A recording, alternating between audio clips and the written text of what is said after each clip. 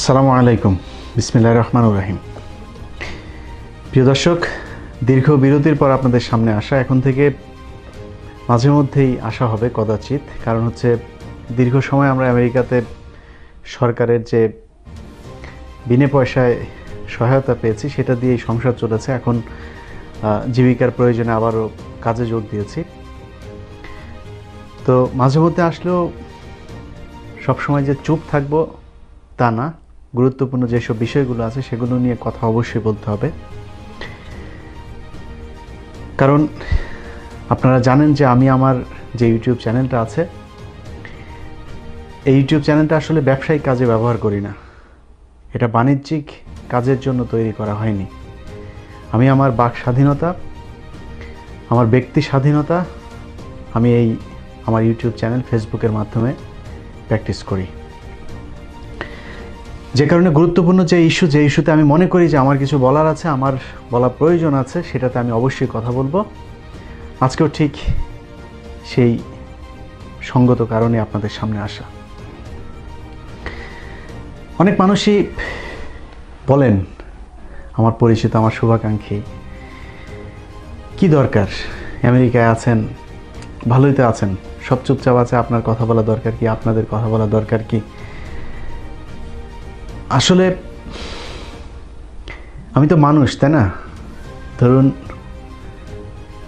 ঢাকা চিড়িয়াখানার মধ্যে বিরাট বড় সিংহ, বিরাট বড় বাঘ ছোট্ট একটা খাঁচার মধ্যে আটকে রাখা গেছে।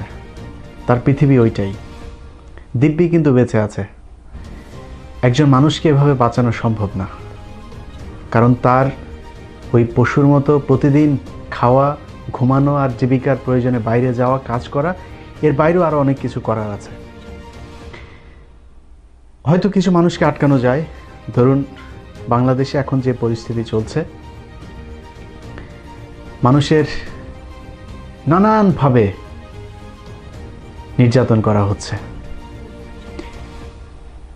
সে মানুষ কিন্তু দিব্যি বেঁচে আছে, কোনো ক্ষোভ নাই, বিক্ষোভ নাই, কিচ্ছু নাই, চুপচাপ আছে, তারা সহ্য করছে, দিনকে দিন মানিয়ে নিচ্ছে। কদিন আগে মন্ত্রিসভায় আলোচনা হয়েছে যে মহাসড়কগুলোতে জনগণের পকেট থেকে সংস্কারের জন্য টাকা নেওয়া হবে। জনগণের জন্য টাকা নেওয়া হবে, জনগণ রাস্তা ব্যবহার করে, জনগণের কাছ থেকে কি আর কোনো টাকা নেওয়া হয় না? তারা কি ট্যাক্স দেয় না? দিচ্ছে তো। তারপরে তাদের পকেট থেকেই টাকা নেওয়া হবে। এগুলো মেনে নেবে। কিছুদিন পরে আপনি হয়তো বিয়ে করতে গেলে সেটার উপরও ভ্যাট বসানো হবে। কতবার শ্বশুরবাড়িতে যাবেন সেটার উপরও ভ্যাট বসানো হবে। কতটা বাচ্চা নেওয়া হবে সেটার উপরও ভ্যাট বসানো হবে।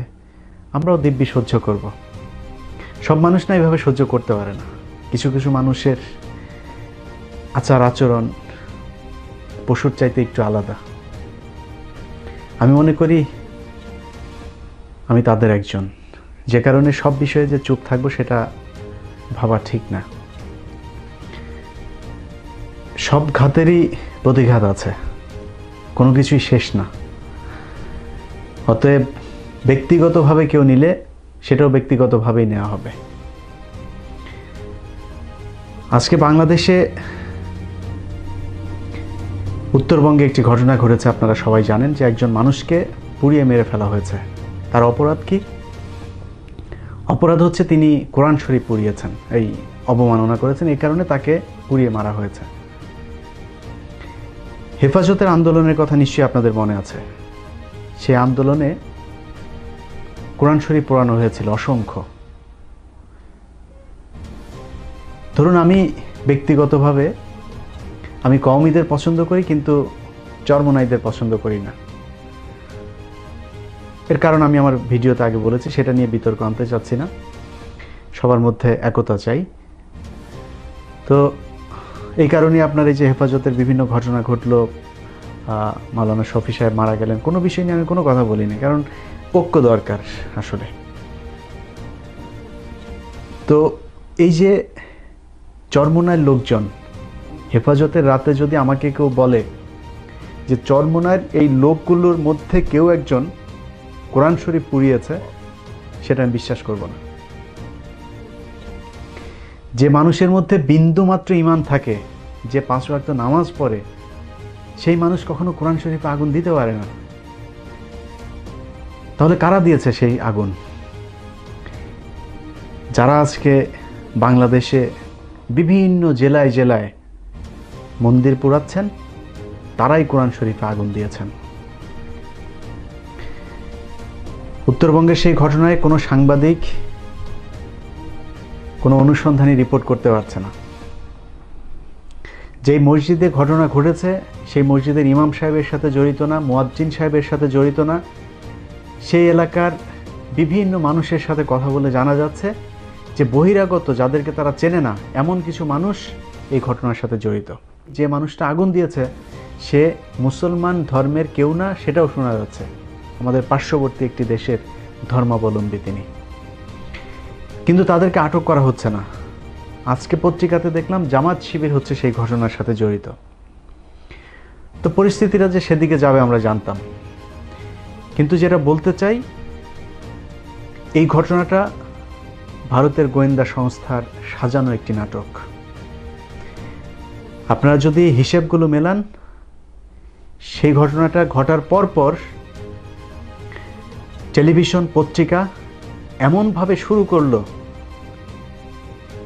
যে সেই ঘটনাকে সবার সামনে, মুসলমানরা হচ্ছে বাংলাদেশের সবচাইতে সাম্প্রদায়িক একটা গোষ্ঠী এবং মুসলমানদের চরিত্রটাই বোধহয় এমন, এরকমভাবে সেটা ফলাও করে বিবিসি থেকে ডয়েচে ভেলে সবাই চালানো শুরু করলো। কেউ অনুসন্ধানী রিপোর্ট করছে না, সেই এলাকায় যাচ্ছে না, কোথায় ঘটলো, কে আগুন দিল, কে মারলো, কেন মারলো, সেই কথা কিন্তু কেউ বলছে না। আরে ভাই, কতজন মানুষকে এ পর্যন্ত কোরআন শরীফ অবমাননার জন্য পোড়ানো হয়েছে? বাংলাদেশের রাষ্ট্রীয় একেবারে আয়োজনের মধ্য দিয়ে এই শাহবাগে বসে রাসূল সাল্লাল্লাহু আলাইহি সাল্লাম ইসলাম ধর্ম নিয়ে কটূক্তি করার সুযোগ করে দেওয়া হয়েছে। কজনকে পুড়িয়ে মেরেছে দেশের মুসলমানেরা? আজকে ফ্রান্সের ঘটনা নিয়ে অনেকে অনেকভাবে কথা বলছেন যে ফ্রান্সে কেন মুসলমানরা এরকম করছে। আমাদের বাঙালি মানুষও বলছে অনেকে, এটা করা ঠিক হচ্ছে না, কেন বিক্ষোভ করছে, এই সেই। আরে ভাই, আপনি কলিজায় ধরে টান দিয়েছেন। আমরা তো, আমাদের ঈমান নাই, এই জন্য আমরা চুপ আছি। যদি বিশ্বাস করতাম যে আমাদের মৃত্যুর পরে জবাবদিহি করতে হবে, যদি কলেমায় বিশ্বাস করতাম, রাসূল সাল্লাল্লাহু আলাইহি সাল্লাম বলে কেউ একজন আছে, তাকে বিশ্বাস করতাম, এই অবমাননা সহ্য করা যায় না। আমরা কিন্তু দিব্যি খাচ্ছি, দাচ্ছি, সব কিছু করছি, কোনো সমস্যা হচ্ছে না আমাদের। একটু চিন্তা করুন তো, কাকে অপমান করা হয়েছে? বাক স্বাধীনতার কথা বলবেন? যেই দেশে কোরআন শরীফ অবমাননা করা হয়েছে, সেই দেশে গিয়ে ওই দেশের সংখ্যাগরিষ্ঠ যে ধর্মীয় জনগোষ্ঠী আছে, তাদের ধর্মীয় গ্রন্থটা একটু মুসলমানরা পোড়াতো, তারপরে কি হয় দেখি। কিছুদিন আগে নরওয়েতে কোরআন শরীফ পুলিশ পাহারা দিয়ে রাস্তার মধ্যে তারপরে তারা পোড়ানোর ব্যবস্থা করেছে। সেই দেশটাতে যদি ওই দেশের ধর্মাবলম্বী যারা আছে, সেই সংখ্যাগরিষ্ঠ ধর্মাবলম্বীদের বই যদি নাকি, ধর্মীয় গ্রন্থটা যদি ওইভাবে পড়ানো হয়, পুলিশকে এইভাবে মুসলমানদের পাহারা দিয়ে সেভ করবে? কখনোই করবে না। অতএব বাক স্বাধীনতা মানে যা ইচ্ছা তাই না। যেই দেশে এই ঘটনা ঘটছে, সেই দেশের প্রেসিডেন্ট আমার সামনে দিয়ে যাবে আর তাকে আমি গালি দেব, সে সহ্য করে কিনা দেখি তো। তার যা নিরাপত্তা কর্মী আছে তারা সহ্য করে কিনা দেখি তো। যেই দেশের সরকার সারাদিন ভিক্ষা করে, সেই ভিক্ষুকের জাতি যারা আছে, থার্ড ওয়ার্ল্ডের কথা বলছে, সেসব দেশে প্রেসিডেন্টদের কথাই চিন্তা করুন। বাংলাদেশে শেখ মুজিব আর শেখ হাসিনাকে নিয়ে কথা বললে মানুষ জেলে যাচ্ছে না? তো বাক স্বাধীনতা তো। শেখ মুজিবকে কি কেউ কবরে গিয়ে চর মেরেছে নাকি? শেখ মুজিবকে গালি দিচ্ছে, শেখ মুজিবকে কটূক্তি করছে, সমস্যা কি? বাক স্বাধীনতা না? এখন আপনি যদি বলেন যে না, বাক স্বাধীনতার একটা লিমিট আছে, সেই লিমিট খালি শেখ হাসিনা আর শেখ মুজিবের জন্য না, সেই লিমিট রাসূল সাল্লাল্লাহু আলাইহি সাল্লামের জন্য আসতে হবে। প্রতিটা ধর্মীয় যারা নেতা আছে, সেটা হিন্দু হোক, খ্রিস্টান হোক, বৌদ্ধ হোক, তাদের ধর্ম নিয়েও আমাদের সম্মান দেখাতে হবে। এখন আপনারা বলতে পারেন যে ভাই, আপনাদের মুসলমানেরা এতে অনেকে অনেক কথাবার্তা বলে। ভাই, আমরা মুসলমানেরা আপনাদের এই ধর্ম নিয়ে কোনো দিন কথা বলতে যাইনি। আপনি নাস্তিক, আপনাকে নিয়ে কোনো দিন নাস্তিকদের বিরুদ্ধে মুসলমানদের কোনো সভা সমাবেশ হয়েছে?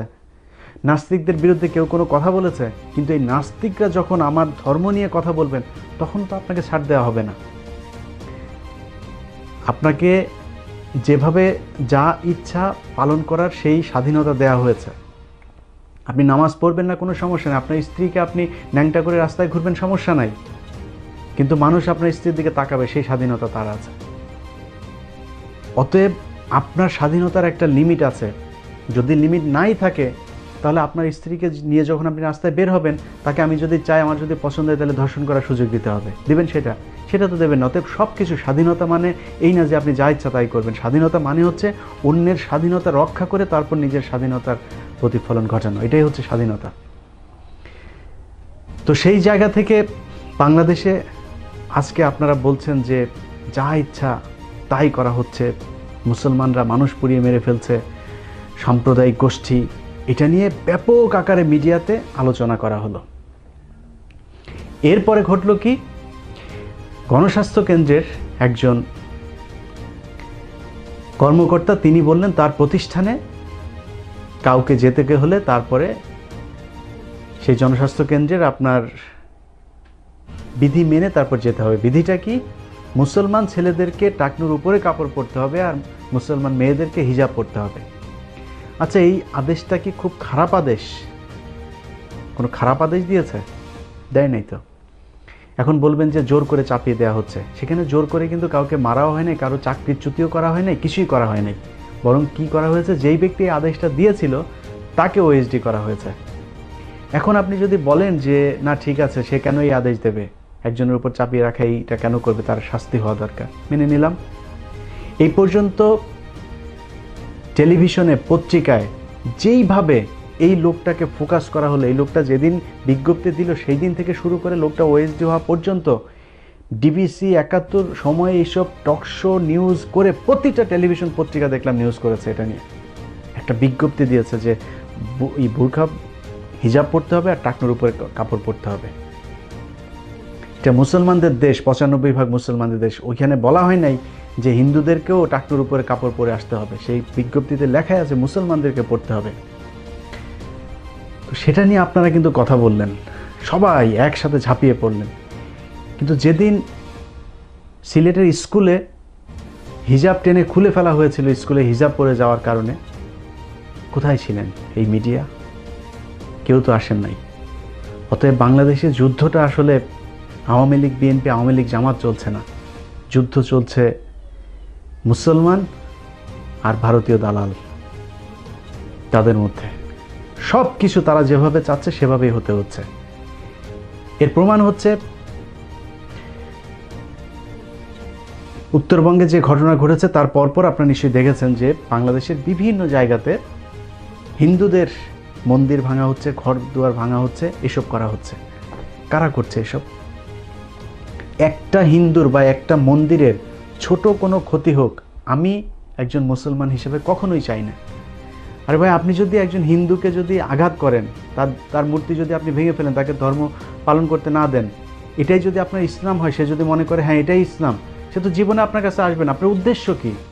মানে ওর মূর্তিটা ভাঙার উদ্দেশ্যটাকে একটা আপনার এইম তো থাকতে হবে। সেটা কি? সেটা যদি হয় তাকে আপনি ইসলাম ধর্মে আনবেন, তার মূর্তি কি আপনি ভেঙে দেবেন আর সে আপনার ইসলাম ধর্মে আসবে কখনো?